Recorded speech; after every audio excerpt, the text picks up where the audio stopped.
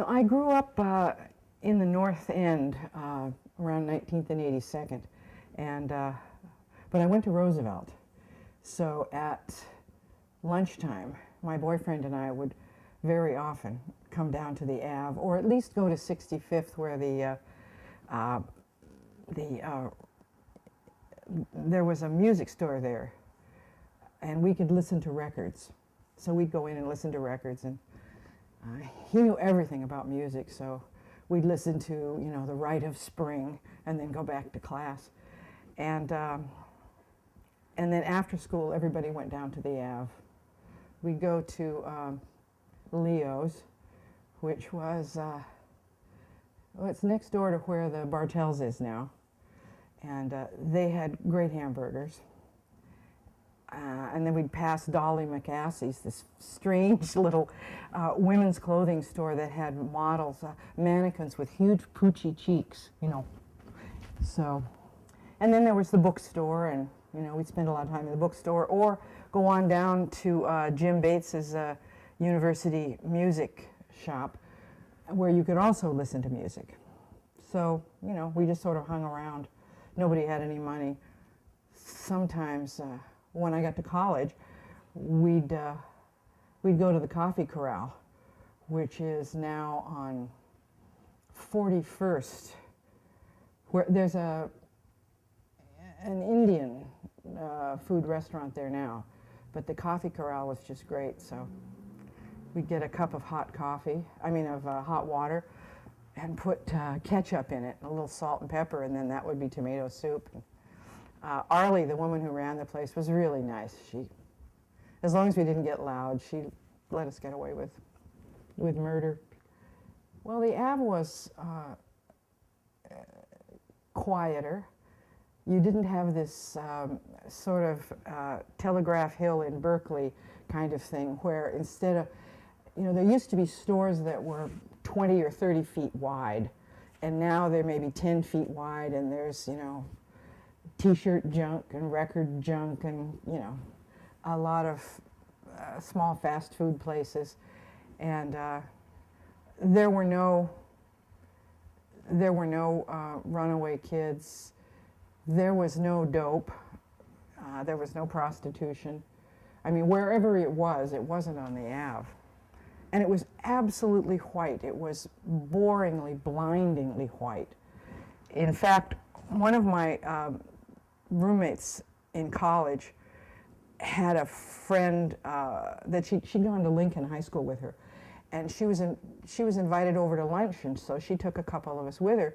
And while we were there, this young woman's husband came home with one of his friends. They were Seattle policemen, and they came in, and his wife said, "Well, have you had any excitement today?"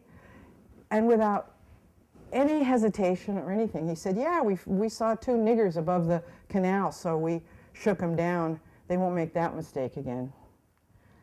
So it was awful. And then one of my roommates and I had met two young black men downtown, and at one point we invited them to come out to the University District for lunch, and they were very, very, very hesitant, and I didn't understand why. And my roommate said, "Well, maybe they think it'll be too expensive, or maybe they don't like the Ave." Anyway, so they came out to meet us, and they just kept looking around and were really, really nervous. And it didn't take more than 5 minutes before a beat cop came up and wanted to know who they were, made them put their hands against the building, check their ID, and all that. I mean, it was... What year was this? This was 57, 58. The Ave is much better now. There were only, I think there were only 12 black students at the UW when I went, and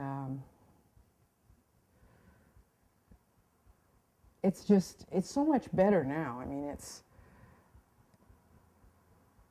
the UW and the Ave are really more a reflection of the world now than they were then. It was very, very 50s. One of the things I really did love about the Ave, though, is that right behind the bookstore where their parking lot is now, there were 3 huge homes.